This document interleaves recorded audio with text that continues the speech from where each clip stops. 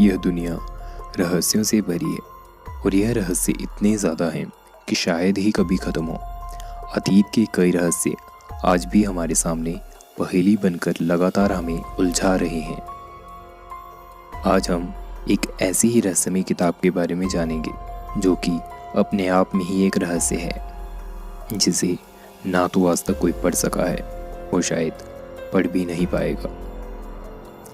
यह किताब हर एक बदलते पन्ने के साथ हमारे सामने एक नया रहस्य उत्पन्न करती है।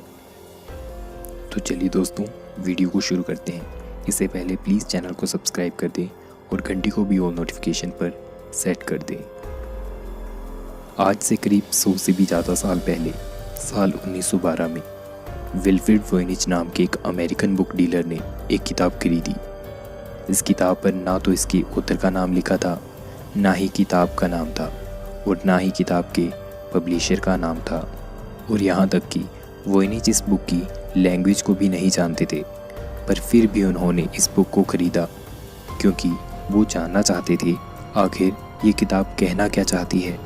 वॉयनिच लगातार इसे डिकोड करने की कोशिश करते रहे, पर इस भाषा को समझने में नासमर्थ रहे और मार्च 1930 को उनकी मृत्यु हो गई। जब इस किताब को वॉयनिच ने खरीदा था, तब से इसका नाम द वॉयनिच मैन्युस्क्रिप्ट पड़ गया था। वॉयनिच की मृत्यु के बाद इस किताब को येल की लाइब्रेरी में डोनेट कर दिया गया। इसके बाद बहुत से वैज्ञानिकों ने इस किताब की क्रिप्टोग्राफी की। क्रिप्टोग्राफी वह टेक्निक है जहाँ पर लैंग्वेज को मॉडर्न डिवाइस की हेल्प से डिकोड यानी समझा जाता है, पर इस क्रिप्टोग्राफी मेथड से भी कुछ भी पता नहीं चला। इस किताब में टोटल 240 पेजेस हैं, जिसमें कई चित्रों के साथ लिखा गया है। इस किताब में 1.74 लाख से भी ज़्यादा कैरेक्टर्स हैं और 10 लाख से भी ज़्यादा ग्राफिकल डिटेल्स थी। इस किताब को ज़्यादा रिसर्च करने पर पता चला कि इस किताब को कई अलग अलग भागों में बांटा गया था, जैसे astrology, cosmology, medical science, recipes. और इस किताब में कई फ्लावर्स और प्लांट्स की भी इमेजेस मिली हैं, जोडिक चार्ट्स जो कि बिल्कुल असलियत से मेल खाते हैं, और कई स्टार चार्ट्स भी मिले हैं। इसमें कुछ ऐसी इमेजेस भी हैं जिनको अगर मोशन में देखा जाए तो वह ऑप्टिकल इल्यूजन पैदा करती हैं।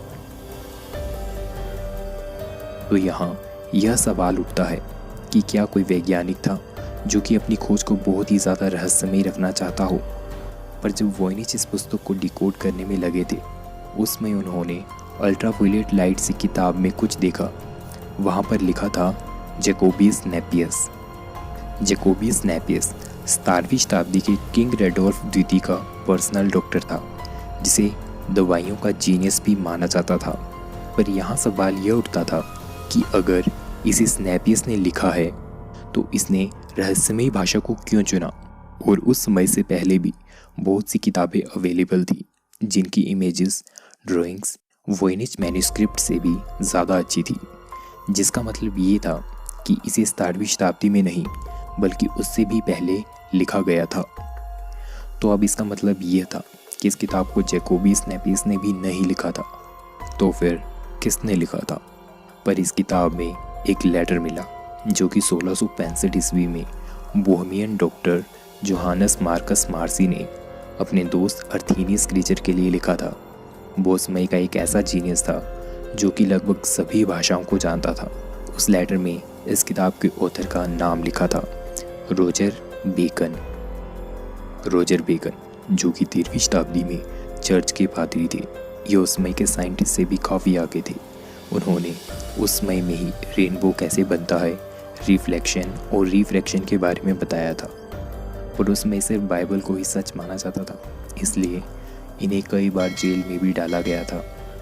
इससे वैज्ञानिकों ने यह अनुमान लगाया कि शायद रोजर बेकन ने ही जेल के डर से अपने वैज्ञानिक सिद्धांतों को एक रहस्यमयी भाषा में लिखा होगा।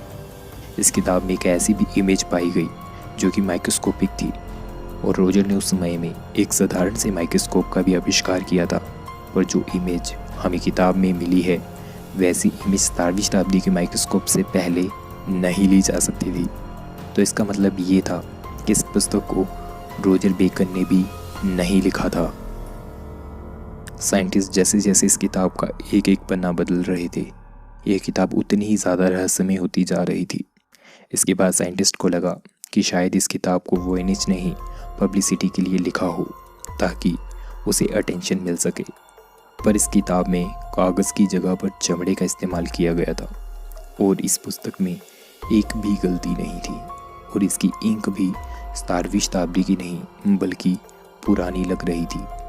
अब साइंटिस्ट ने सोचा कि शायद इस किताब को रहस्यमय पेंटर लियोनार्डो दा विंची ने लिखा होगा, क्योंकि वह काफ़ी ज़्यादा रहस्यमय पेंटिंग्स करते थे, जैसे मोनालिसा, पोर्ट्रेट ऑफ एजा विलाडियस्टे। पर जब 2009 में इस किताब की कार्बन डेटिंग की गई तो पता चला कि यह किताब 1404 से लेकर 1438 के बीच लिखी गई थी। इसके बाद साइंटिस्ट हैरान हो गए। कार्बन डेटिंग के अनुसार इस किताब को ना तो विल्फ्रेड वोइनिच ने, ना ही रॉजर बेकन ने, ना ही जैकोबियस नेपियस और ना ही लियोनार्डो दा विंची ने लिखा था। फिर से यह सवाल पैदा हो गया कि अगर इस किताब को इनमें से किसी ने भी नहीं लिखा है तो फिर किसने लिखा था और क्यों लिखा है। इसके बाद जब साइंटिस्ट ने इसे और भी ज़्यादा ध्यान से देखा तो उन्हें एक ऐसी इमेज मिली जो कि थोड़ी रियलिस्टिक लगती थी, जिसमें कि एक टावर, बिल्डिंग और बुर्ज को दिखाया गया था जो कि 1420 ईस्वी के समय में नॉर्दर्न इटली में होती थी। इसके बाद तो ऐसा डिज़ाइन पूरे यूरोप में ही फैल गया था। इससे यह तो साबित हो गया था कि इस बुक को इटली के ही किसी वैज्ञानिक ने लिखा होगा। पर क्या पता दोस्तों, आने वाले समय में शायद यह भी एक रहस्य ही बन जाए। पर आज भी वैज्ञानिक इस पुस्तक को समझने में अपना निरंतर प्रयास कर रहे हैं, पर अभी तक उनके हाथ कुछ भी नहीं लगा है। दोस्तों, आपकी क्या राय है इस किताब के ऊपर? आखिर क्यों किसी ने इतनी रहस्यमय किताब को लिखा था? अपने विचार हमारे साथ ज़रूर शेयर करें। फ्रेंड्स, वीडियो अच्छी लगी हो तो प्लीज़ चैनल को सब्सक्राइब कर दें और घंटी को भी ऑन नोटिफिकेशन पर सेट कर दें। जल्द मिलेंगे एक न्यू वीडियो के साथ, तब तक के लिए टेक केयर, बाय बाय।